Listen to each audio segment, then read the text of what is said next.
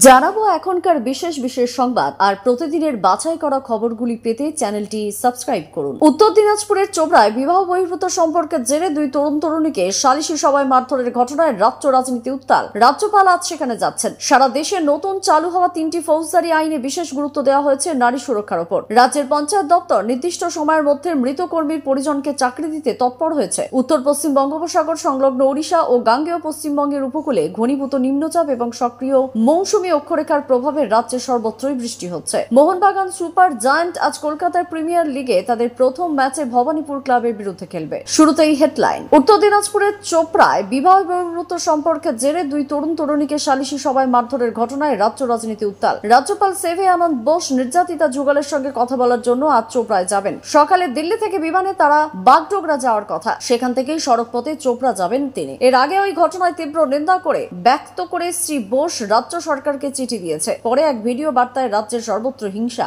গণপিটুনিতে মৃত্যু সহ একাধিক বিষয় পুলিশের ভূমিকা নিয়ে সরব হন তিনি। এদিকে চোপড়ার ঘটনায় রাজ্য পুলিশ সেখানকার আইসিকে কারণ দর্শানোর নোটিশ জারি করে। এছাড়াও পুলিশ স্বতঃপ্রণোদিত হয়ে মামলা রুজু করেছে বলে জেলা পুলিশ সুপার জবি থমাসকে জানিয়েছেন। অন্যদিকে বাথরের ওই ঘটনায় মূল অভিযুক্ত তৃণমূল কংগ্রেস কর্মী তাজিমুল হক ওরফে জেসিবিকে গতকাল 5 দিনের পুলিশ হেফাজতে পাঠানো হয়। এই ঘটনায় চোপড়ার বিধায়ক হামিদুর রহমানের বক্তব্য নিয়ে শুরু হচ্ছে বিতর্ক। বিজেপির সর্বভারতীয় সভাপতি জেপি নাড্ডা জানান যে ভিডিও প্রকাশ্যে এসেছে তা মধ্যযুগীয় বর্বরতাকে মনে করিয়ে দেয়। রাজ্যে বিরোধী দলনেতা শুভেন্দু অধিকারী বাংলায় 355 যারা জারির দাবিতে সরব হন। কোচবিহার এবং চোপড়ায় হিংসার ঘটনায় তদন্তে সিবিআই এর হাতে তুলে দেওয়ার জন্য তিনি উদ্যোগ নেবেন বলে জানান। কংগ্রেস নেতা অধীর রঞ্জন চৌধুরী বলেন, যে কোনো ঘটনায় নীতি পুলিশ করার জন্য কোনো অধিকার তৃণমূল কংগ্রেসের নেই। যদিও রাজ্য আইনের শাসন আছে বলেই পুর ও নগর উন্নয়ন মন্ত্রী ফিরাদ হাকিম মন্তব্য করেছেন। এদিকে মারধরের ভিডিও ভাইরাল হওয়ার 24 ঘন্টার মধ্যে নির্যাতিত তরুণ তরুণীর স্বাস্থ্য পরীক্ষা করা হয়। ওই মহিলা সাংবাদিকদের কাছে জানান যে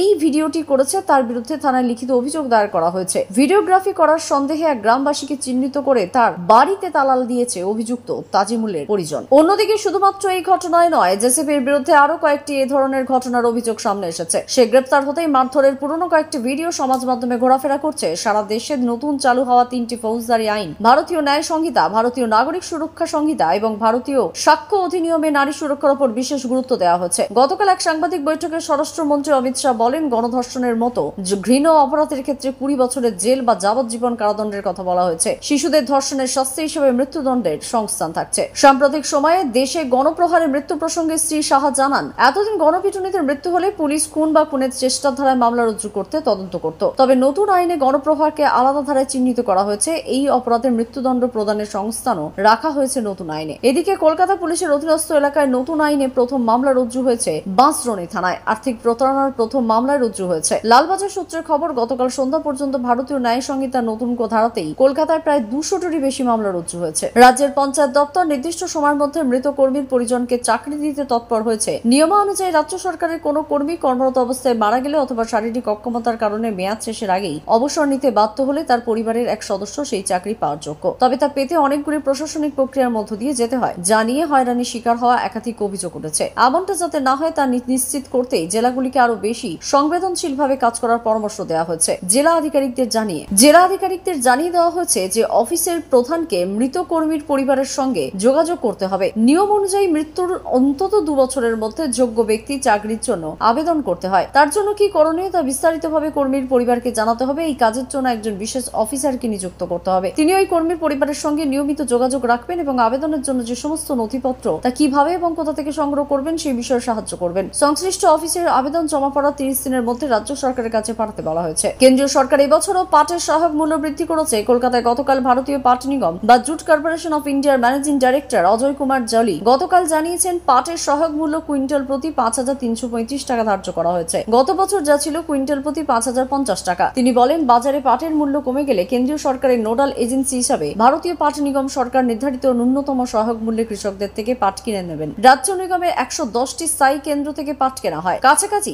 বিক্রয় কেন্দ্র না থাকার কথা ফোন করে জানালে পাট নিগমের প্রতিনিধিরা গিয়ে তাদের থেকে পাট কিনবে। শ্রী জলি কৃষকদের কোনো গুজবে কান না দিয়ে সরাসরি পাট নিগমের কাছে পাট বিক্রি করার আবেদন জানিয়েছেন। এদিকে পাট চাষীদের সুবিধার্থে পাট মিত্র নামে একটি অ্যাপ চালু করা হয়েছে। এই অ্যাপের মাধ্যমে পাট চাষীরা ন্যূনতম সহায়ক মূল্য, পাট নিগমের বিক্রয় কেন্দ্র সহ বিভিন্ন তথ্য জানতে পারবেন। রাজ্যে বর্ষার আগমনের সঙ্গে সঙ্গে ডেঙ্গু আক্রান্তের সংখ্যা বাড়তে শুরু করেছে। স্বাস্থ্য দপ্তর সূত্রে খবর, রাজ্যে 16টি জেলায় ডেঙ্গু আক্রান্তের হওয়ার খবর মিলেছে। গতকাল সপ্তাহে মালদহ মুর্শিদাবাদকে পিছনে ফেলা আক্রান্তের সংখ্যা নিরিখে শীর্ষস্থানে উঠে এসেছে উত্তর 24 পরগনা। 1 জানুয়ারি থেকে 26 জুন পর্যন্ত পাওয়া স্বাস্থ্য দপ্তরের রিপোর্ট থেকে এই তথ্য জানা গিয়েছে। জানা গেছে এ পর্যন্ত রাজ্যে মোট ডেঙ্গু আক্রান্তের সংখ্যা প্রায় 1400। আক্রান্তের শীর্ষে থাকে 5 জেলা হল উত্তর 24 পরগনা, মালদা, মুর্শিদাবাদ, হুগলি এবং কলকাতা। এই 5 জেলার প্রতিটিতেই মোট আক্রান্তের সংখ্যা 100 ছাড়িয়ে গেছে। উত্তর পশ্চিম বঙ্গোপসাগর সংলগ্ন ওড়িশা ও গাঙ্গেয় পশ্চিমবঙ্গের উপকূলে ঘনীভূত নিম্নচাপ এবং সক্রিয় মৌসুমী অক্ষরেখার প্রভাবে রাজ্যের সর্বত্র বৃষ্টি হচ্ছে। গতকাল রাতভর দক্ষিণবঙ্গের বিভিন্ন জেলায় হালকা থেকে মাঝারি বৃষ্টিপাত হয়েছে। আজও সর্বত্র বিক্ষিপ্তভাবে বজ্রবিদ্যুৎ সহ বৃষ্টি হতে পারে বলে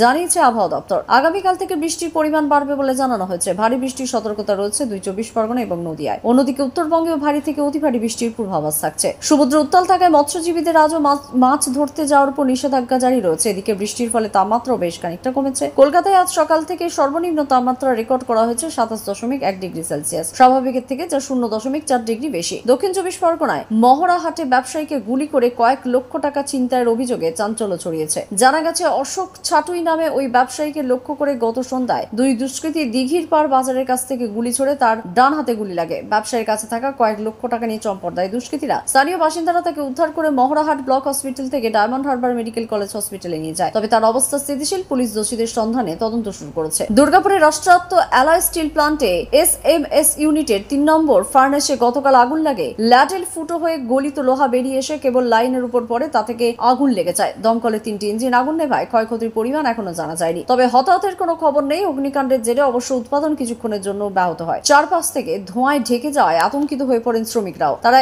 এই আগুনের জন্য কর্তৃপক্ষের বিরুদ্ধে গাফিলতির অভিযোগ এনেছে। মোহনবাগান সুপার জায়ান্ট আজ কলকাতা প্রিমিয়ার লিগে তাদের প্রথম ম্যাচে ভবানীপুর ক্লাবের বিরুদ্ধে খেলবে। ব্যারাকপুর স্টেডিয়ামে খেলা শুরু হবে বিকাল 3টায়। Kolkata premier league football Mohammedan sporting ও খিদিরপুর স্পোর্টিং ক্লাবের মধ্যে খেলাটি গতকাল অমীমাংসিতভাবে শেষ হয়েছে। মোহামেডান স্পোর্টিং মাঠে এই ম্যাচে কোনো দলই গোল করতে পারেনি। মোহামেডান স্পোর্টিং 2 ম্যাচে পয়েন্ট 4, কালীঘাট MS ও উজারি SC খেলাটি 1-1 গোলে শেষ হয়েছে। ইউনাইটেড স্পোর্টস 1-2 গোলে এশিয়ানের বিরুদ্ধে জয়ী হয়েছে। সুরুচি সংঘ ও সাধারণ সমিতির খেলায় গোল হয়নি। আজকের মতো খবর এই পর্যন্তই। সঙ্গে থাকুন। ধন্যবাদ।